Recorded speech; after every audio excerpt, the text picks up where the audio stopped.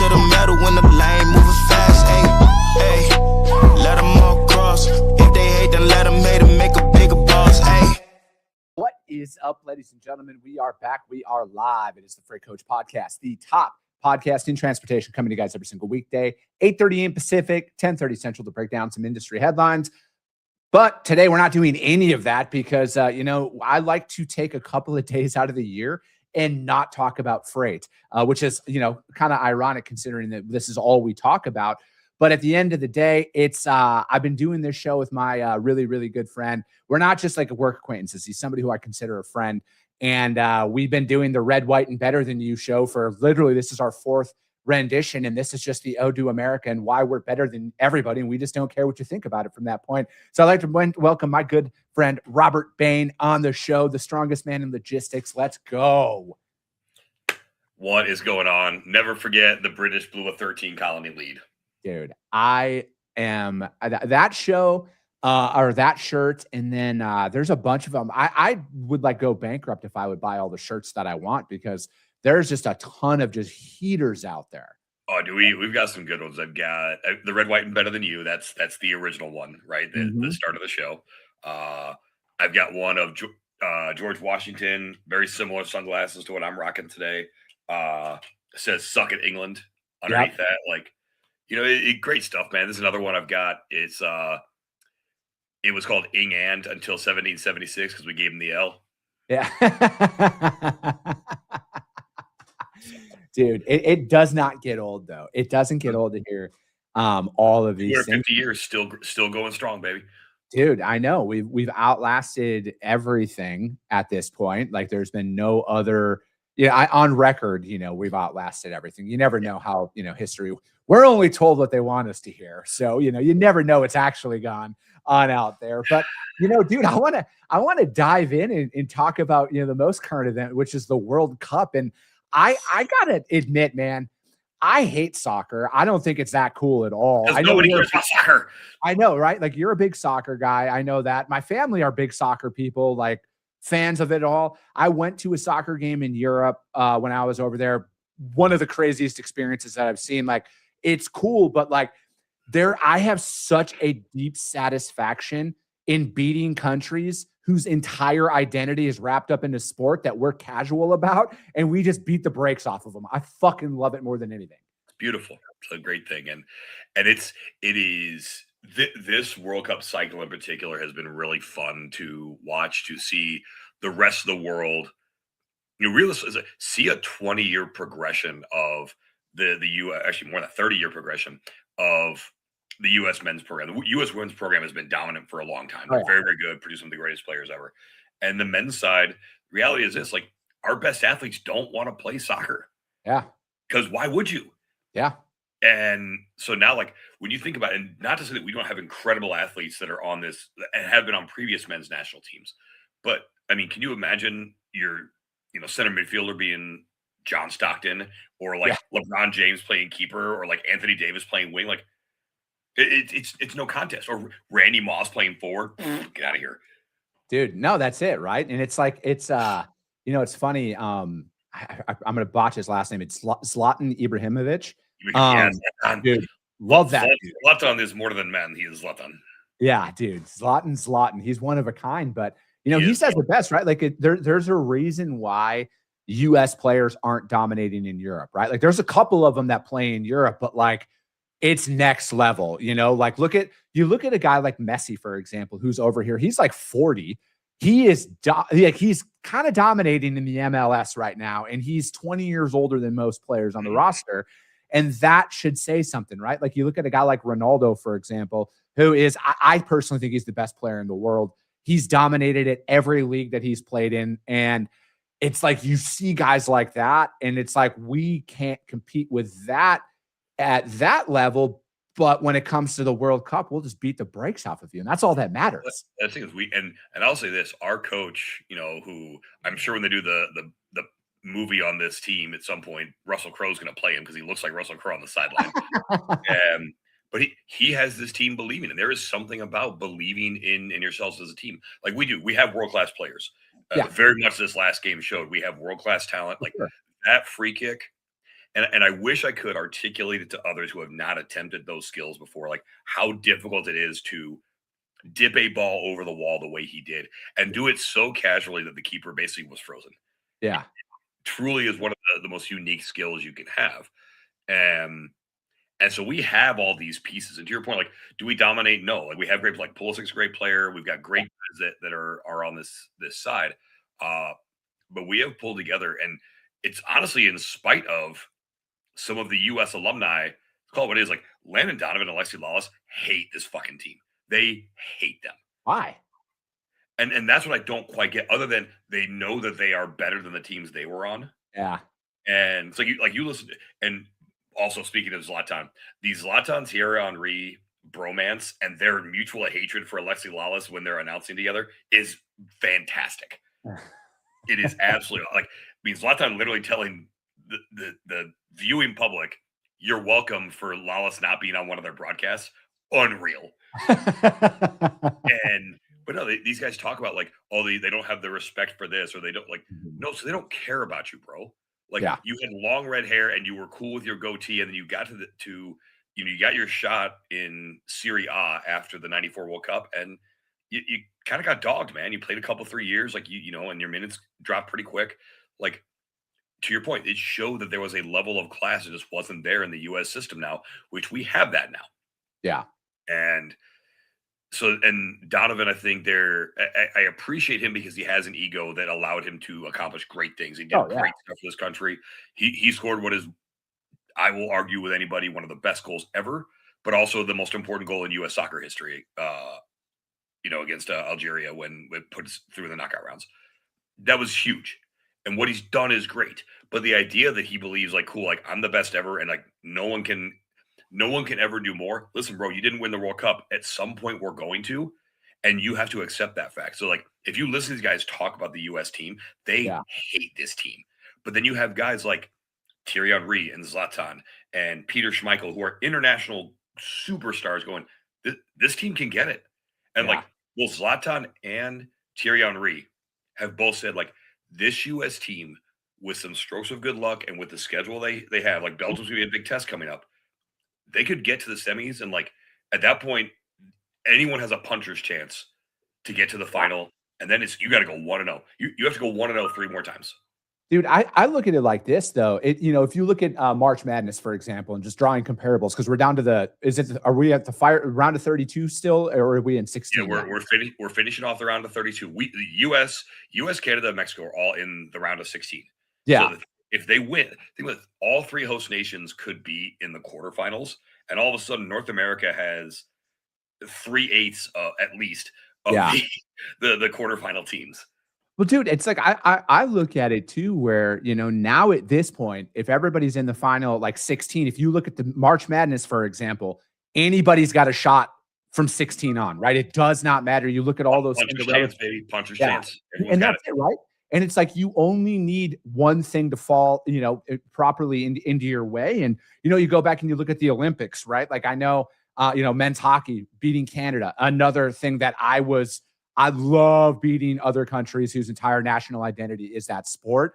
I'm from the, Wisconsin. Hockey's a big deal where I come from, massive, massive hockey fan overall, but it's just like soccer, right? You have your hockey loyalists and your soccer loyalists, and then you have your casual fans that are out there. It's not like college football or NFL and stuff like that, but it's like you look at the gold medal game, for example, in hockey. Canada beat us in every statistical category except for the one that mattered, and that's because we got, we tied it up, got into OT, and then it was one break that Jack Hughes just got the right angle and scored. But that's all you need, right? And so it didn't matter up until that point. It doesn't matter whatever stat is out there. It's just that pure execution in the moment who's going to win. And, again, I'm all America until I die. And I would love to see gold medal hockey and then back it up with a World Cup victory on our home turf. Like that would just be insane, because like 90% of the citizens of the United States could not tell you what a red card was, could not tell you what offsides is in hockey. Like they don't know shit, except for we will band together and cheer for each other no matter what when it's our national team. there is nothing Americans love more than talking shit to other countries. Mm-hmm. Back-to-back World War champs, baby. Like we love that. Dude. And here's like we do it because that is the audacity that 250 years ago led to people saying, all right, man, like kill us, hang us, draw on court, like whatever. We're gonna put it all on the line so that you and I can be sitting here 2,000 miles away from each other, talk about how great our country is. Like that is what they decided to do literally tonight, 250 years ago. Yeah, no, that's it, right? And it's like you look at that, and I think like that's what, and you saw it on social media when people were coming here to the United States for the World Cup, and they were traveling around, and they're like, the U.S. is nothing like we're told. And you go out there. Wait, the media's not being honest about that stuff? No, right? never. That's never happened. But it's like you look at that though, and if there's one thing, I mean, I love a lot about this country, but if there's one thing I do is our ability as a country to band together and support each other in those moments. And I think that's what is like the most like commendable thing about all of this. And again, dude, like it truly didn't matter. It didn't matter where any of these fans were from. Like you saw so many videos out there. People are like, I couldn't pay for a meal. I couldn't do any of it. Like the Americans were so accommodating. They wanted us to be here. A couple of them, like this dude in Texas opened up his ranch and he took people out shooting out of helicopters and shit. And I'm like, that right there, like that is awesome. Took a mudding, all of that stuff. But it's like, that is the fabric of America, right? Like if you get off of social media though, you stop paying attention to the media and you just walk around in everyday America. That is how 90% of the people are. I won't say any more. Like that's like how 90% of the people are, man. They're accommodating, they're open, they're friendly. They want you to be a part of our culture. Like I would say that, like we want you to be a part of our culture as long as it's done the right way. Well, yeah, and that's the thing is like, as people arrive from around the world, early in the World Cup, and all the tweets, like Frank from Germany, like one pissed that we ruined that, but like it was great, man. Waffle House, and and people discovering ranch. I don't really like ranch, but I love. But to your point, like we band together like nobody's business. Like truly, this is a country of brothers and sisters. And here's what I mean by that: is we can rip on each other, we can make fun of each other, but man, anybody outside the family says anything, like no, absolutely not. Absolutely exactly not. Exactly.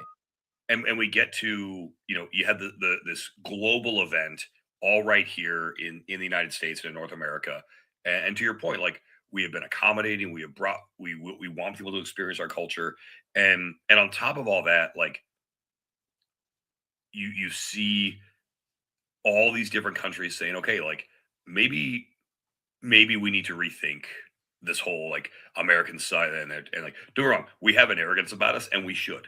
Yeah, for sure. It's great. Like we, in every category you could think of, when it comes to production, when it comes to output, when it comes to freedom, like everything about America is bigger, better, bolder. Yes, you could say, oh, like the healthcare system is jacked up. Are there things about our country that I would change? Absolutely. Like it ain't perfect, but man, it's, as I like to say, people ask how I'm doing. It's so great to be us. Yeah, it's so great to be American. Dude, that's the thing is like, I wish more people would travel outside of this country. And then if you do go to another country, don't just go airport straight to all-inclusive resort. Like go experience life outside of that. If you want a deep appreciation for what we have here, you need to do that. You need to go see what real poverty looks like, what real totalitarianism looks like. Granted, we could argue that here, but like if you want to see a lot of that stuff, man, you really need to go and travel outside of that, and just experience life outside of the bubble. You really do, because nothing will make you appreciate more than what we have here. And again, like you could say, you brought up healthcare, for example. So I'll talk about that. You could shit on our healthcare system in a lot of different ways, but here's what you can't shit on. You're about like a mile away from major hospitals and major medical care about everywhere you are, right? So it's like you could be pissed about the amount that you get billed, but you will be saved. You will be alive, and you will have a chance to fight it. Great example of that. I'm at a powerlifting meet last week. I was down in Florida, right? And things happen when you have big weights on you, For sure. whatever, right? Real unfortunate for I don't really know the guy very well, but I know his crew pretty good. Snapped both of arms in his forearm, or both. Fuck. Yeah, bench in his hand, like everything go right. And one, you have 3 or 4 people that are medical personnel, like just there. There, yeah. Because you have this, everything we do is an amalgamation of people, right? And the conversation is, yes, you got to call 911, but it's like, is it easier to take him to the urgent care center that is a half mile down the road, or to Yeah. your point, the hospital that is 2 miles down the road? Like that's the discussion, not, oh my God, can we get this dude somewhere in time to save his arm? Correct. Yeah. And again, you have all these people that are there. We splint his arm. We've got, cat. Everything was done. This dude was set. All of his gear was off him, and he was basically sitting waiting for the ambulance in 12 minutes. Yeah. That is, and also like the majority of people that were there don't know him personally. Like know of him maybe through social media or through like see like no, and just again, it's that is a microcosm of America where like something's happened to one of us. Great. Let's get you go. And then what happens? The meat just continues on. Yeah. I think with the craziest part that you didn't even bring up is the fact that he had an insane amount of weight above him that his spotters took and didn't crush his chest cavity and kill him. Like that's fucking Jesus Christ, man. But no, dude, it is right. Like if you just look at the infrastructure of it, and if there's anything I rip on this show more than anything is our crumbling infrastructure, right? Like it needs to be updated. There's no arguing about that. But again, if you look at like your probability of survival out there, even like out here in Arizona, right? Over the summers, it's inevitable somebody thinks they don't need water going on a hike in when it's 110 out because they're fucking cooler than that. Idiots, right? But again, like you get airlifted and you're back in a hospital and you have like first responders who are there. There's so many different levels of care that get to you, right? You have your first responders. How many other trained medical professionals just happen to be in the area? Fire, police, all of that. You have every single level that's out people there. in trucking, like almost all of us have some CPR certification or experience. Like, yeah, it's dude, it's crazy, right? So it's like with all of those faults that you get, you can back it up with every single like logical thing to keep it to be like, all right, I get it. Like, because I think like it's almost to the point, and I see this so much out there. And again, maybe it's just because I'm older now, and I don't look at the world through the lens of a 20-year-old Chris anymore. I've gone through life, and I see things is it's like, how great is it though to live somewhere where you can openly shit on where you live, say everything that you hate about it, say there's nothing good about it, and still exist in that society, profit off of that society, be taken care of by that society through social programs in the event that you need them, and still be able to function. Like, how great is that, right? And that's what like is just so goes over so many people's heads. Like you can't do, and again, you can. I am just as much of a conspiracy theorist as everybody else. I could make a ton of counter arguments. We could have a whole different podcast on this. For sure, right? But it's like, how great is it when you can do that and strip all of that away and know that nothing's going to happen to you, your family, or every generation of your family for the next 7 generations. Yep, it truly is incredible, and I think it's something that folks should take stock of every now and then. Like, is your individual situation the best? Maybe not. I'll give you that. Like, yeah. There are challenging circumstances for many people, but again, first world problems, right? Like, if you've got a roof over your head, a vehicle you can get access to, and a couple $100 in your bank, you're in the top 10% of wealthiest people in the world. Yeah. And so for that, like, and I know that's a little Pollyanna, like, oh, I'm just looking for the silver lining, but yeah, you kind of need to sometimes, because otherwise everything can kind of get to you. But when it comes back to it, you look at, and like 250 years of America, right? We started as this country, it was an idea, it was a concept, it was very fragile, right? Like, there's any one thing could have happened. Oh yeah. And we're never, and we're all talking like this, and we're having tea this afternoon, like very easily. And to be fair, like, there are other things that could have happened that we could also have different accents. Yeah. Over those years, but there is a resiliency that is built into every single person that is born in this country, that comes to this country, that is in this country, that cannot be overlooked, and it is incredible. And And if you don't believe it, like just look at how things survive. Look at a town like Detroit, which some people basically gave up on, right? Like you see the car industry is very different right now. The downtown area was struggling quite a bit, and now you see this, real resurgence in a place like Detroit. And so like it's on a comeback, and like that is something that very much is the fabric of America. Is you may knock us down. Hey, look at September 11th, we got knocked down, right?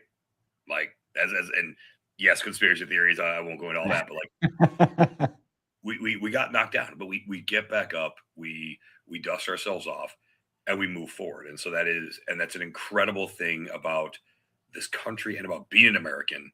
That whether you realize it or not, it is interwoven into every part of your being. Yeah, I've been doing been paying a lot more attention, obviously, to the global scale. I am no way a geopolitical expert or anything like that, so I don't want anything of that I'm about to say to come across as that. But it's like I've been listening to a lot of things, and it's like you can be against a lot of the actions that the United States takes out there from a military perspective, but at the end of the day, I look at it where it's like, again, this is our arrogance here as Americans, right? Like I would rather have us be in charge of a lot of things than others who are openly speaking. Like they don't even hide the fact. Granted, I don't think we really hide the fact in a lot of those things either. But if you look at it, like I think that the world should look at it from this perspective. And I was watching a military podcast about what's going on in the Middle East right now. And they had said on there, they're like, I think what the world underappreciates is the restraint that we actually show. Correct. It's not what we do. Like, and I'm not advocating for a lot of what is done out there. I'm not saying it's right, wrong, or indifferent.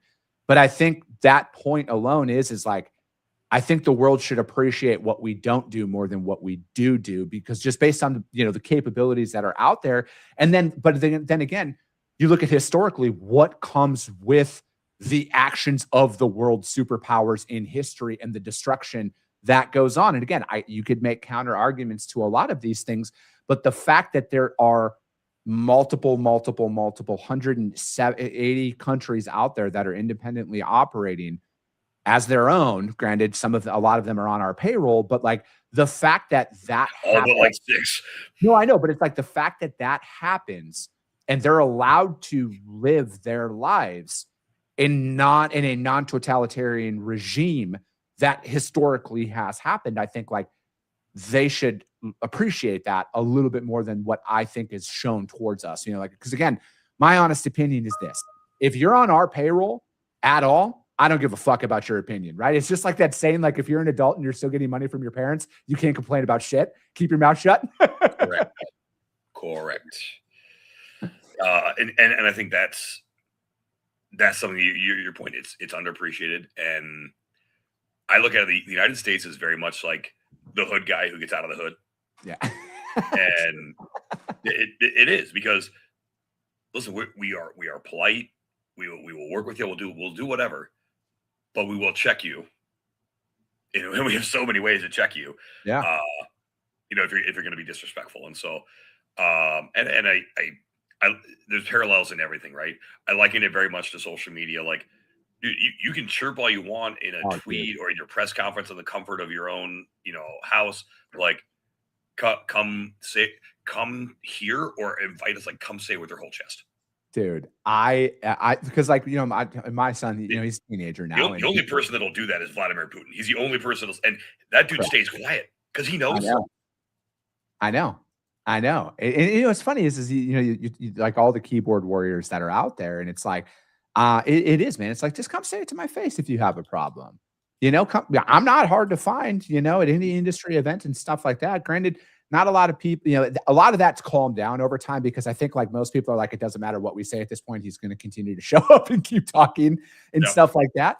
But, it is one of those things, man. And I look at it now where it's like with a lot of stuff that goes on, I don't know, like, I think what bothers me more than anything about the social media landscape that I see is same people, different personalities on different platforms. And I'm like, why don't you just fucking talk like that everywhere? Like if you're really believing in that shit, say it everywhere, say it proud, right? Like I look at it like this. I don't bring my faith and a lot of things onto this show very often, but it's like, I will openly and proudly say, I am a man of God. I believe in God. I pray every single day. I love the United States of America. I am a massive First Amendment supporter and Second Amendment supporter. And what the Bill of Rights affords me as a man.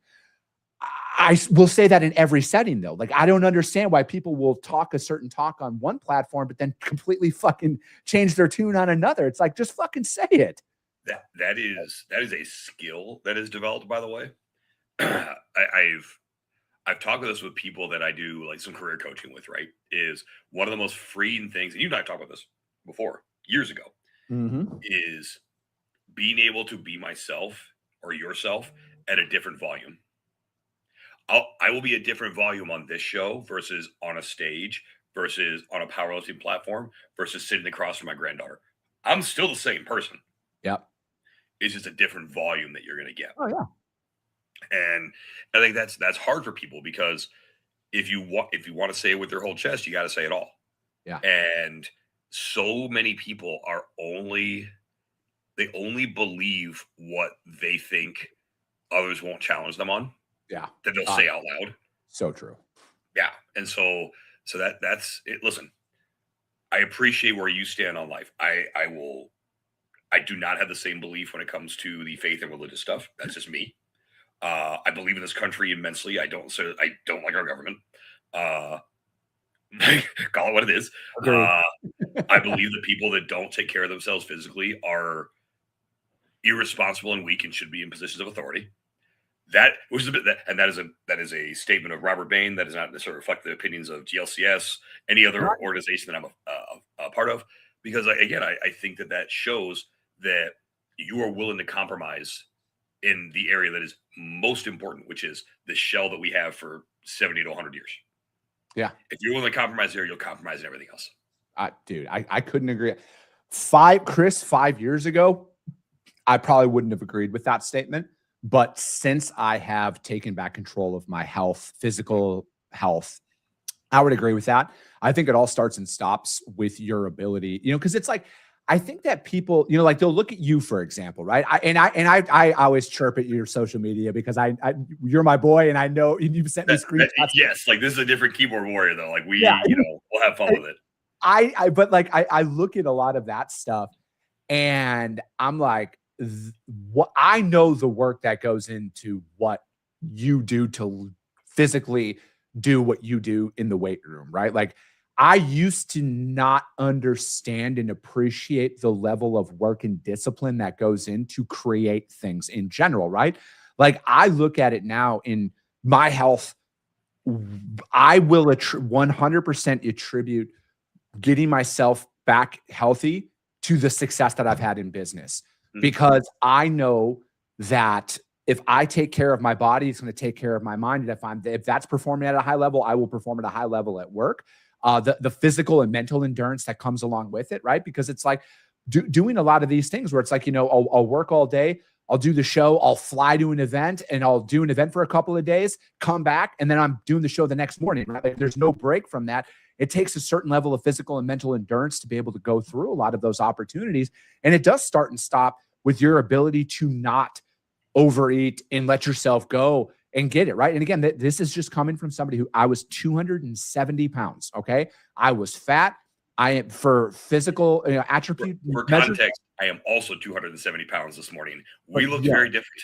Correct, right? But it's like, and it's like I was overweight. I was drinking every day. I was miserable at life, right? Like, absolutely miserable in every single facet of my life when I looked like that. What comes with getting yourself back healthy and what that can lead to? Because again, I'm right there with you, man. If you are not able to control yourself, if you're going to lecture me, and this is my biggest qualm, if there's a number one issue I have with people in life is if what you're talking about works so well, why the fuck aren't you doing it? Like, when it like I stopped, and this is the thing, and people out there who are listening to this, I want you to pay attention to this and maybe apply this to your life. I applied this in 3 areas of my life. I stopped taking fitness advice from people who were fat, first and foremost. I stopped taking financial advice from people who were broke. You know they're broke. And then third, I stopped taking business advice from people who did not actually own and operate a business. When I stopped doing those three things and channeled to the people who are doing those things, 99% of the noise went away. And my life actually started going in the right trajectory, because it's like, again, if your idea is so great, why are you not doing it? Because the results aren't there to back them up. And I'll say this, and this is a challenge to some, because there is someone that's going to listen to this, whether it's right now live or is going to come later. The reason you're not doing it is because you're afraid, and that's fine. It's okay to be scared. It is okay to be scared. I know when you stepped out and started your business, Chris, I know we talked about, you were terrified, and you should have been. Yeah, I'm still terrified. Yeah.